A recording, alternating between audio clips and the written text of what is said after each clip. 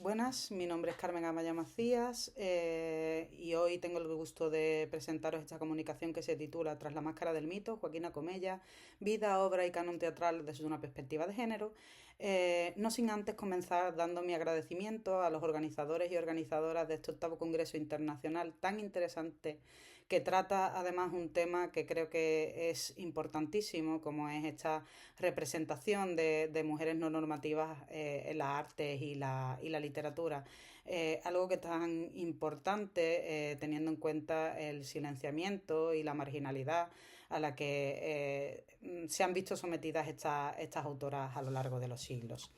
Este es el caso precisamente de la autora de la que os vengo a hablar, ¿no? Aquí a continuación veis un índice sobre los aspectos que vamos a tratar y sin más dilación comenzaremos. En este sentido, nuestro objeto de estudio es la vida y la obra de Joaquina Comella Bellermont, autora de la cual contábamos hasta hace ciertamente poco con muy pocos datos biobibliográficos. En este sentido, sí que todos estos autores recogen la presencia de la figura de Joaquina Comella dentro de estudios de tipo panorámicos, ¿no? Cuando se habla de dramaturgia escrita por mujeres en el 700. No obstante, la vinculación de esta autora a una figura masculina, en este caso la de su padre, hace que en no pocas ocasiones se sepa más sobre su propio padre que sobre su propia vida y trayectoria dentro del teatro. Esta vinculación a la figura paterna, una figura importante, como veremos a continuación, por su implicación dentro del entramado teatral del 700, hará que lo que conocemos de Joaquina Comella tenga por un lado una parte de construcción de un personaje cuasi literario y por otro lado de aspectos que tienen que ver con la materialidad real de su vida. Un estudio que será importantísimo y definitivo para esclarecer algunos de los datos sobre esta autora es el publicado por García Garrosa en 2015, que nos ofrecerá una importante fuente de investigación para todos aquellos que nos dedicamos a las escritoras del siglo XVIII.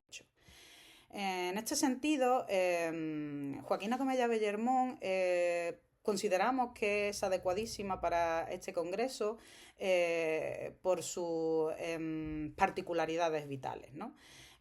Por un lado, sabemos que fue la cuarta hija del matrimonio que se constituye entre María Teresa Bellermont y esta figura paterna, que no es otro que el prolífico dramaturgo Francisco Comella, Luciano Francisco Comella. Y sabemos además que la autora tenía una salud delicada y que se dedicó a lo largo de toda su trayectoria al género breve. Estas cuestiones las sabemos no solo por cuestiones fidedignas y objetivas como son los datos de nacimiento y muerte de la autora, sino también a través de esta construcción discursiva de la que os hablábamos. Como os decía, el desconocimiento que tenemos de la autora está justificado desde muchos puntos, pero uno de ellos, sin duda, es el hecho del aluvión de comentarios que existen sobre esta autora y cuestiones que poco tienen que ver con su trayectoria teatral o con su calidad o la calidad de sus obras, y sí mucho con su aspecto físico y otros asuntos, ¿no?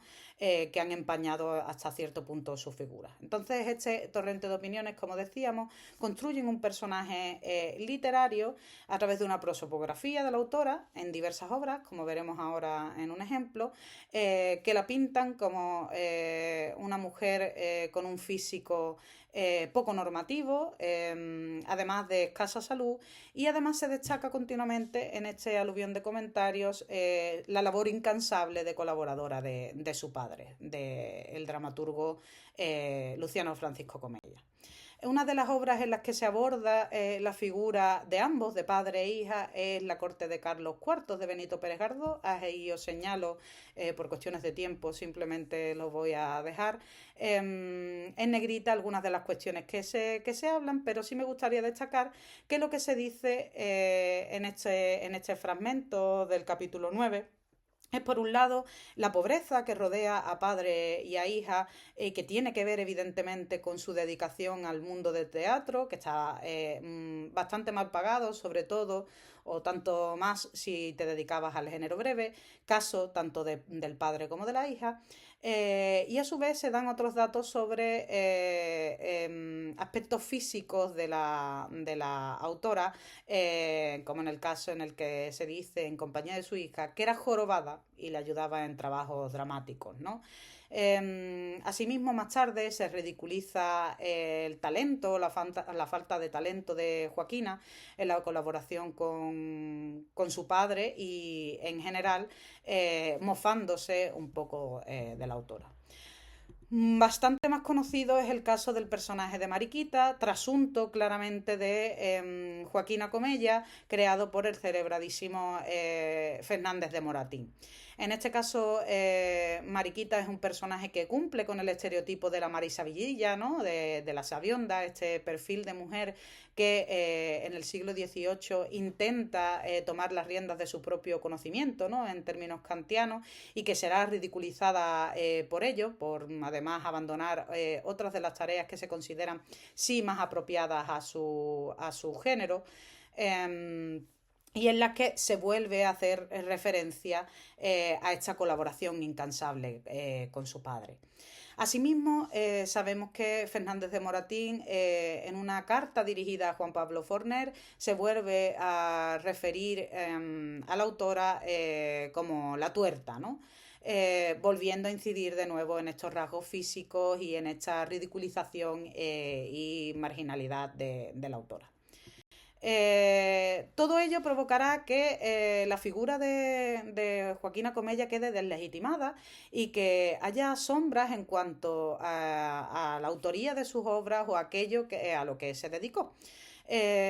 Algunas de estas razones, aducimos tres, son las siguientes. Primero, el ensombrecimiento que produce esta vinculación con su padre. Segundo, la cuestión de que es una mujer que se dedica a escribir en un momento en el que la sociabilidad ilustrada deja claro que el espacio femenino es el espacio de lo íntimo, del hogar, y el espacio de los hombres es el espacio de lo público. Y por el otro lado, también la dedicación de la autora a un género considerado menor y desprestigiado socialmente dentro del canon teatral del 700, como es la tonadilla escénica. No obstante, todos estos comentarios y estas sombras, ¿no? y esta construcción discursiva sobre la autora planteó la sospecha de que la autora podría haber escrito bastante más de lo que se conocía en un primer momento. Así, hasta el estudio de García Garrosa solo se contaba con el manuscrito de Lanita, y fue esta autora quien descubrió muchas otras tonadillas que la autora escribió entre agosto y diciembre de 1800 en colaboración con el famosísimo compositor Blas La Serna. Algunas de estas son El marido indiscreto, La pasiega y el hidalgo, El novio y las dos hermanas, El marido pesado, El majo y los dos hermanos, El novio simple y La elección a moda. Como veis, bastante prolífica esta autora, a pesar de su juventud y de su mala salud, ¿no? En este caso, disculpad la errata, vamos a centrarnos en la obra solo de la Anita, no en La pasiega y el hidalgo, porque no nos daba tiempo. Esta obra está fechada el 21 de febrero del 94 y se representa el 25 de febrero de este mismo año por la compañía de Eusebio de Rivera, como es usual como intermedio entre obras. Todavía no sabemos dilucidar cuál de ellas, como bien indica Ángulo Egea. Esta obra se encuadra dentro de la nueva sentimentalidad ilustrada, que sigue la senda de la comedia sentimental que inauguran novelas como Pamela o La virtud recompensada de Samuel Richardson. Como es común, en la tonadilla escénica, los enredos y el equívoco son parte del desarrollo de la acción y su fundamental atractivo. El conflicto teatral que se plantea es el deseo del viejo Don Canuto, que es además el tutor de Anita, de casarse con ella incluso a pesar de su manifiesto rechazo, pues ésta desea desposarse con Don Juan. Los amantes se encontrarán a espaldas del varón que intentaban frustrar sus planes de huida, pero sin embargo el amor entre iguales triunfa, tema común dentro del siglo XVIII. Anita y don Juan se casan y es don Canuto quien, por equivocación, recibe un escarmiento a palos por parte de los criados. Debemos decir que aunque todos los personajes de la obra entroncan en su construcción con la de la tradición entremesil y responden a tipos fácilmente reconocibles, como es el caso de don Canuto, que cumple el papel de figurón, o de don Juan, que cumple el perfil de galán, el único personaje que aparece es un reflejo de los cambios que se producen en torno a las mujeres y su papel en la sociedad. En este sentido, la transformación de los códigos de socialización entre hombres y mujeres se muestra de manera clara en el personaje de Anita. Cuando ésta es interrogada por su tutor con respecto de la relación con don Juan, el personaje femenino no se revela como un agente pasivo en el juego de la seducción, como sería lo esperable en otras obras de este mismo tipo, sino que interpreta un papel activo y decisivo en este. Vemos en el primer fragmento cómo la agencia de este personaje femenino se manifiesta a través de su participación activa en el intercambio amoroso, la expresión explícita de su deseo y su capacidad de decisión dentro de una relación marcada por la autoridad masculina. La estructura paralítica de los versos evidencia una reciprocidad que la sitúa como sujeto de la acción. Yo le miré, le saludé, yo me reí, y no como figura pasiva, mientras que su afirmación de estar enamorada revela una autonomía afectiva. El hecho de que el personaje de Anita no se sitúe en una posición de subordinación con respecto del varón a la hora de corresponder a las intenciones amorosas de don Juan, refrenda esta agencia del personaje femenino, cuyo consentimiento parte de sí misma y no está derivado en ningún caso de la autoridad masculina, en este caso del tutor.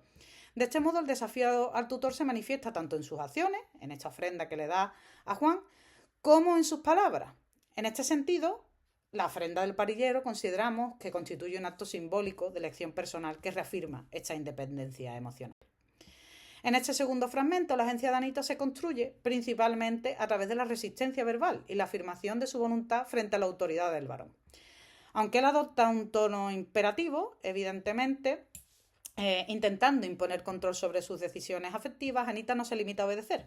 Su respuesta constituye un gesto de clara oposición discursiva, interrumpe, desafía y rechaza la injerencia del varón. De este modo, el personaje femenino se manifiesta como capaz de disentir, sostener su deseo y resistir la autoridad masculina, aun dentro de una relación jerárquica. En este tercer fragmento, ya casi al final de la obra, observamos que el conflicto no se resuelve, como es común dentro de la dramaturgia neoclásica moratiniana, por ejemplo, de manera pacífica, mediante la aceptación razonable de la unión entre los dos jóvenes por parte del tutor, sino que se recurre al engaño y a la huida. Anita no duda en mentir, fingiendo sumisión al tutor para urdir sus planes de huida y casamiento y cumplir así su voluntad. El statu quo, como vemos, queda restablecido al final de la obra cuando, a pesar de haber recibido los palos que no iban dirigidos a él, así como de haber sido engañado por su pupila y él y su vecino, el varón acepta que los jóvenes se casen. La tonadilla finaliza con una suerte de moraleja o lección moral que recuerda los peligros de concertar matrimonios entre personas cuyo consentimiento no es recíproco. Evidentemente, esto es solo una breve muestra de cómo los personajes de Joaquina Comella contribuyen de manera decisiva, aún desde los márgenes de un género como es la tonadilla y aún los márgenes de ser una mujer que escribe en el 700, todas estas particularidades de esta autora que comparte con otras autoras a su vez de este mismo siglo y cuyo estudio presenté en 2021. Demuestra, sin duda, que estos personajes sí que participan de los debates sociales que le afectan por su género, ¿no? Debates sociales que hablan de los usos amorosos, que ya destacó Carmen Martín Gaite, y que establecen una nueva sentimentalidad ilustrada. Lejos de presentar un personaje que se amilana y no habla de sus sentimientos o no toma el control de sus decisiones, tenemos un personaje totalmente activo en todos estos asuntos.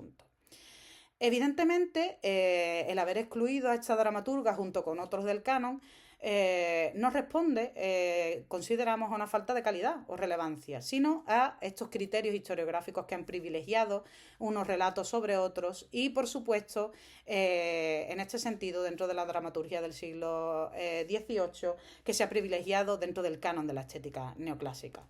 Esta revisión que hacemos del canon, tanto con Joaquina como con otras autoras, nos permite una imagen más completa, ¿no?, del teatro del 700 y, por supuesto, enriquece este teatro accediendo a voces que complejizan estos debates que en principio solo conocíamos en voz de los autores.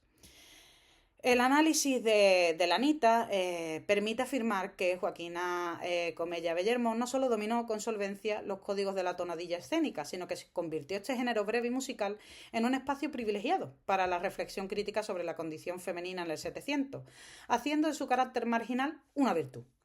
Lejos de reproducir de manera crítica estereotipos convencionales como el de la Marisa Vidilla, el de la bachillera, la autora configura personajes femeninos dotados de agencia, capacidad de decisión y conciencia de su situación dentro de un entramado social que las constriñe. En conjunto, las tonadillas de Comella revelan que la mirada sospechosa que pesaba sobre el género por parte de la intelectualidad ilustrada no impidió la articulación de discursos complejos sobre el matrimonio, el honor, la autonomía afectiva y las tensiones de género. Al contrario, la brevedad y este tono jocoso de la tonadilla facilitaron una crítica social eficaz, envuelta en humor y enredo, pero no por ello menos incisiva. La recuperación y revaluación de la obra de Joaquina Comella Bellermont permite, por tanto, no solo reconstruir la figura de una dramaturga injustamente relegada, sino también reconsiderar la tonadilla como un espacio significativo de intervención cultural y de expresión de voces femeninas en la España ilustrada. Esto es todo. Muchísimas gracias por vuestra atención y ahí os dejo mi correo por si existiesen dudas o debates, ya que no he podido tener el placer de estar allí de forma presencial, aunque espero coincidir en otras ocasiones. Muchas gracias.